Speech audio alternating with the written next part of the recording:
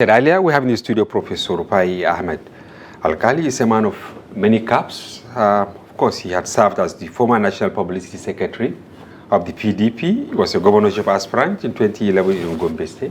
Yes. He had served as special advisor to President Jonathan on political affairs before you moved to NNPP. But I know that you are now a chieftain of the APC. Thank you very much. Yes, once again, welcome to the program. Let me quickly start with what Datti Baba Ahmed and the chairman of that faction of the Labour Party. It appears almost all the opposition political parties are trying to hold the rope, maybe to get a sense of direction as to how to tackle your new party, the APC. How will you describe what they are doing?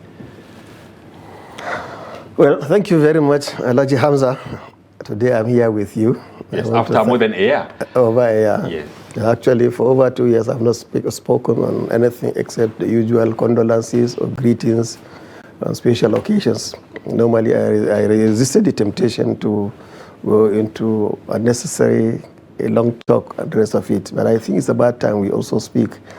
Now, what is happening in the Labour Party should not come as a surprise. It's also happening in other political parties, smaller ones and even bigger ones.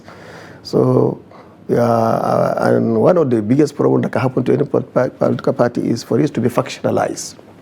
Once it is factionalized with contending forces claiming ownership of the party, instead of adopting internal mechanism for conflict resolution, you end up going to courts. And that's the end of most of these political parties. They find it difficult. They will really survive it? Not, they will survive, but on the fringe, because every now and then there's somebody who will be making claims that they are the original owner of the party, they are the leaders of the party, and the contestation is usually, it drags the party backward, not forward. It takes time. Even though you are a man of few words, and as you rightly said, for over 2 years you didn't grant an interview. But then here we are with you in the studio. Are you satisfied with the level of approach by both the ruling party and the opposition party to nurturing our nascent democracy? Well, you see, I often say this when I come to interviews with you and other platforms, that Nigerians love democracy. Very passionate about it. And similarly, Nigerians love multi-party democracy because it gives opportunity for people, to decide which platform they can use as vehicle for mobilizing or for contesting for election or for working for the country. So it is normal when you have multi-party system. Each political party will try to assert itself, and either before, during, or even after elections. So what is happening now on the ground is there is not something that is new. Remember, there was a time this country had a total of over 93 political parties. 93. That was what we went for the election, I believe, in 2015. But later on, after the election, the INEC, in their own wisdom, they used their own benchmarks to reduce the number to 18. Some may say 19 because one political party went to court and got included. So, but again, after the 2023 elections, you can see that maybe about 10 political parties did not win any electoral seats. So they are now on the fringe. Unless they do something in the coming election before general elections, most of them will find themselves going out of the register of the INEC, and that is also bad for them.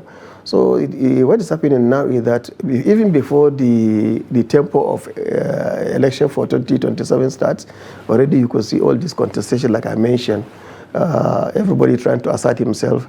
Most of the political parties, they have this kind of problem, but some have the capacity and ability to manage their internal issues. Some find it difficult. And some finding it difficult.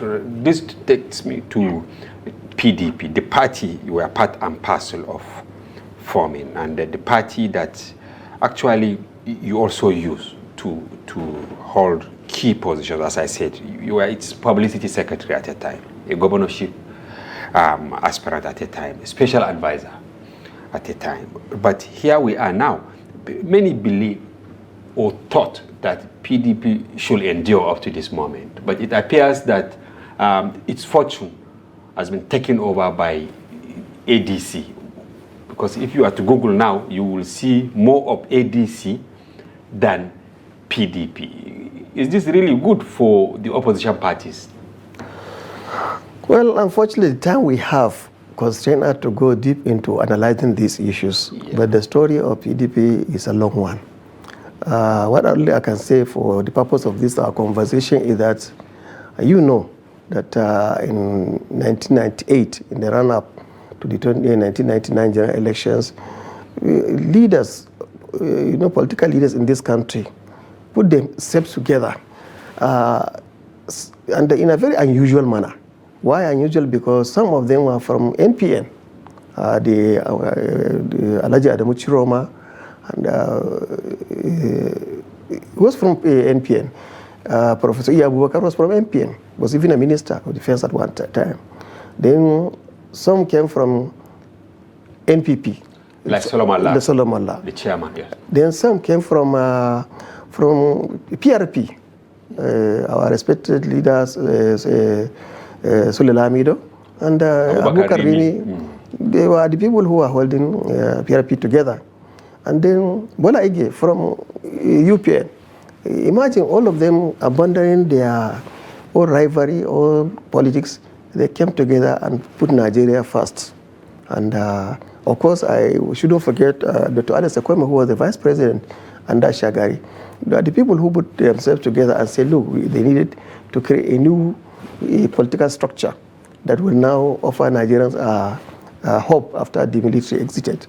And this was the party that actually they handed over to General Olusegun Obasanjo to become the presidential candidate, and then he won in 1999 and then sworn as president of the country. So you could see all those leaders, the first G8 and then G34, most of them are not alive. Most of them are not alive. And those that are alive, I'm not too sure. The PDP as it is, as they know it, is what they are expecting to happen to the party. So I think over the years, after the several elections, maybe some of the leaders of the PDP started forgetting the origin, the sacrifices that were made to build the party in the first place, and then internal squabbles, internal conflicts, personalizing issues. In fact, even before the recent events, way back before 2008, when I became the National Public Secretary, by the time we took over in March 2008, already most of the founding fathers have been aged out. I could remember Solomon Allah was almost frustrated. Abubakar Rimi was frustrated. Many of them were on the fringe. So it means that new people emerge who became very strong and very powerful and gradually begin to forget the ideals of the party. Could that be the reason you also left? And of course, you now put your strength together with Konkoso, I know at the time. You were its chairman when that handshake across the Niger, because you went across the Niger to take NNPP, which took many people by surprise, especially in Kano, that you even have a governor. No, I think what is happening is that by the year 2000, I think, after the 2019 elections, most people were getting worried about the direction of most of the political parties, especially leading political parties, the APC and the PDP.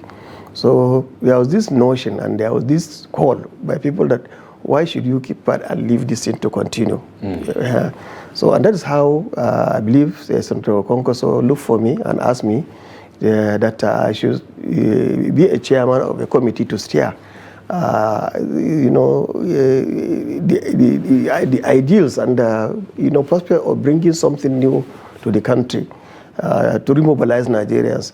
So I think we did it in good faith. He invited me, and I have this tradition, and whenever I'm invited to do any job that I believe in, I do it honestly, diligently, and we did our best, creating a national movement. Later on, it was we had a merger in March 2022, and then that is how I emerged as a national chairman. And our focus was to bring something new, something fresh to the country, and we did our best. But after the 2023 general elections, after reviewing the situation of events before, during, and after the election, I felt that I have done my best, and I think I should move on. People were shocked because you were able to midwife that party to win Kano, the second largest state in terms of vote bank, and of course you made inroads in neighboring Katsina, Jigawa, Bauchi, in fact across the north and some few states in the south. You were able to get some votes. But when you announced your resignation, many people thought that it was really shocking. And why did you take that decision? Since you are coming out from your, safe zone now, maybe you will say a word or two on that. Well, if you have ever read about Kodak, the man who discovered the camera and the photography as we know it, yes. After perfecting the technology, he went to his doctor and asked, please, why is my heart? And the doctor was wondering, why should you ask why your heart is? He said, no, I just asked you, why is my heart? Tell me why it is. So the doctor told him, this is a place. So he went down, went home and took a piece of paper and wrote, my job is done, why wait? And he took a gun and shot himself. He committed suicide, that's it. So I did not commit political suicide, but I felt that whenever you are given an assignment and you think you have done your best, it's better also to bow out. Meaning living when the ovation is... Absolutely, yes. In any case, high. Maybe as a professor of political science, you foresaw that even the NNPP will be bedeviled by crisis, because I don't know which one has severe or chronic element between Labour Party and NNPP. Well, I think I'm not a magician, so I wouldn't have foreseen what was going to happen subsequently. But all I know is that at the time, after the elections, we also consulted with many people. I did not take most of this decision alone. We have people at home, we have friends, and nationwide, at a state level. And we concluded the best decision for me at that time was to step aside. Why are you not driven by what will come? Because most politicians, after they invest, they will now say, okay, it's time to reap from what he invested. And you didn't bother. Maybe you have more than enough in your bank account. Well, I don't know. I never went into politics because of money. No, I didn't.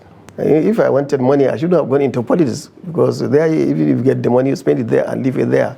So I think it was passion to fight for our country. And we believe that this country needs to move on. Because I have told you this when I came the last time here, that most of us are being accused that after getting education from the government, from the state, you become a professor, you go and teach, and then after you retire, you go home and say there is no water in your village, no electricity, no this, no, and you begin to complain about the system. The question is that what have you done for the system while you had the opportunity to also stand up and speak and contribute? So for us now, effectively, I'm discharging responsibility of an academic, which means to teach, to do research, and do community service. Of course, I know politics is hazardous, it's dangerous. Some people even describe it as dirty. I don't believe it's dirty, but some people believe that. So, but if we don't do that, we don't talk, we don't say anything, we don't do anything, we lose the moral right also to challenge the system. Okay, but are you comfortable in APC now, Prof? Again, like I said, after I left the NNPP, one of the thing that came to my mind was to leave politics completely. Okay. Yes, because I thought I have done my best in PDP. And then, in 2017, you didn't ask that question. I know it's part of the question you wanted to ask. We had to leave PDP because of so many factors that I cannot discuss here.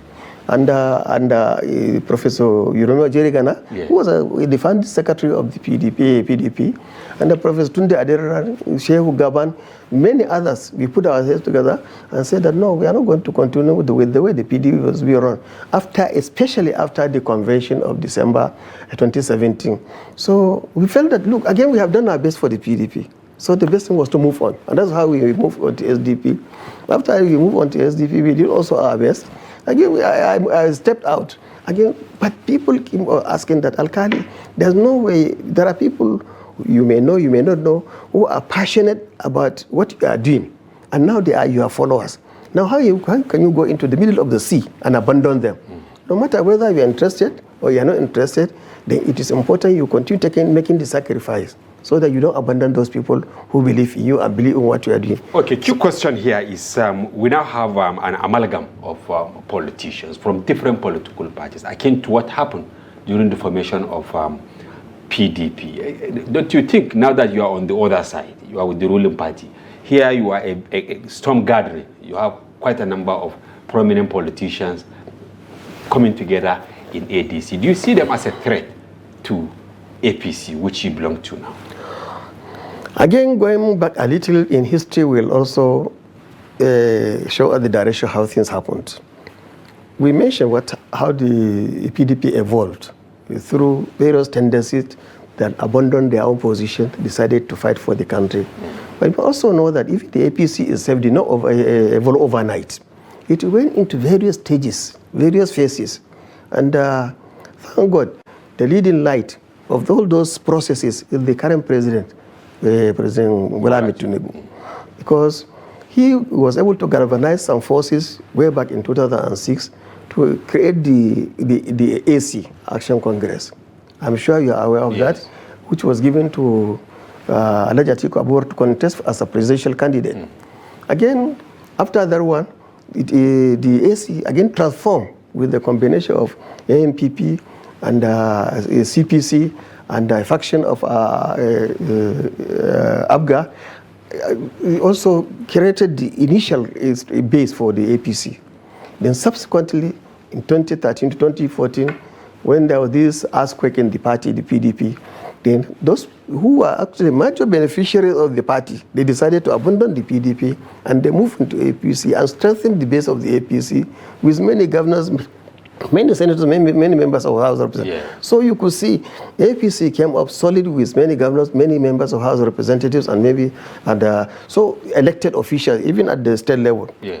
But what you are now trying to say here is that, although I don't want to preempt your questions, you can go ahead. Yes. No, what the current phase that you are talking about, the new coalition, is slightly different because there were either existing political parties or rump of parties that have been dissolved or been factionalized. These were the ones that were gathered together and formed the AC, and then later on the ACN, and then subsequently the APC. So most of these political parties came up with something on the table.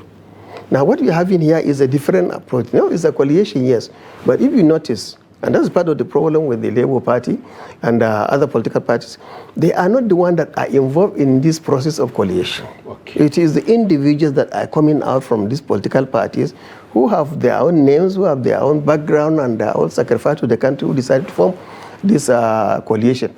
But if you see, even the PDP is not involved in this coalition. Because now it's like getting a competitor in any you have like the spokesperson of the ADC, now Bolaji Abdullahi. So what I'm saying is that most of these, you can say about almost 70 to 80% of those who are now in the new coalition, it came from the PDP. Do you think they will make a headway, even though I don't think if you will like to answer that, but then what is the future of democracy in Nigeria, considering that people easily shift position? When you compare to maybe UK or US, you see people in one political party for decades. They don't really change. They can shift their belief in certain things, but they remain in one political party. Well, I think given the nature of what we know about politics and the democracy in Western European countries and the US today, I don't think there are role models anymore. There are no more role models, especially what is happening as it is now in the US. So there's nothing wrong, Nigeria being one of the leading countries, Africa, to create a niche for itself, to create new tendency. What is important about what has happened so far is that all those who are moving out, you know, we are also... You also move, sir, because from 1999 to date. No. What I'm saying is that there is an evolution process. If you go back to 1960s, political parties were controlled by individuals. And basically regional political parties. Now, like Zeke, so but at least let's say by 1979 rather, when the NPN emerged and the UPN emerged and the NPP, GMPP emerged, they gradually shifted away from regionalism, even though some of the political parties were still controlled by individuals. But now what you are seeing is that since 1998, 1999, the political party structure or system started moving from individuals and then regional based political party to national. Of course, in 1999, we could say that some of the political parties were regional based, like the APP, which are about 7 governors or 9 governors in the administrative state. So what you are saying here is that there is an evolution. Now all those who are moving from the political party moving to the new coalition, if you notice, they are also, what can say is that they are not coming, there's an advantage now, which is a plus for APC, and not because I'm a member of the APC. Yes, because that is the last question, because we have less than 1 minute to go now, so I want to ask this question since you want to talk about it. Do you think APC will retain power, going by the level of, disaffection in the country? Or do you think the coalition will also make or give birth to any child with his? I think the chances for APC are much brighter at the moment. Yes. What are your reasons? Maybe one or two? No, the reason is that simply when the PDP members wanted to move to APC, yes, they came with governors. They came with about 39 members of House of Representatives. They came with about 11 senators. And then when they are moving back to APC in 2018, again they move with about 38 House of Representative members, 15 senators, and some governors. That's why we lost, for example, 2050. This mass movement forward and backward. So what I'm saying here is that who are the members of the Senate or senators or reps or governors that are now in the coalition? At the moment, none. So they are opposing from position of weakness. Well, I wouldn't say that, but what I know is that if we look at now, APC has 23 governors. That is 23 states, not only governors, but the entire structure, most of the state. Then you also have about the number of senators have moved from 56 in 2023 to almost 69 senators.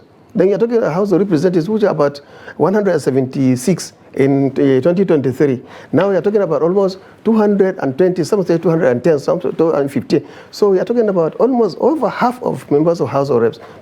So we are not talking about House of Assembly. So what we can say is the levels of power up to now favor the APC as it is. Thank you very much, Professor Rufa'i Alkali, former National Publicity Secretary, PDP, a governorship aspirant on the same party, 2011, former special advisor to former President Goodluck Jonathan on political matters, former national chairman of NNPP, now chieftain of the APC. Thank you for coming to the program. We hope to have you some other time. Thank you very much. Thank you very much. Yes, and viewers, we'll take a short break. When we return, the conversation commences with AIG. Don't go away.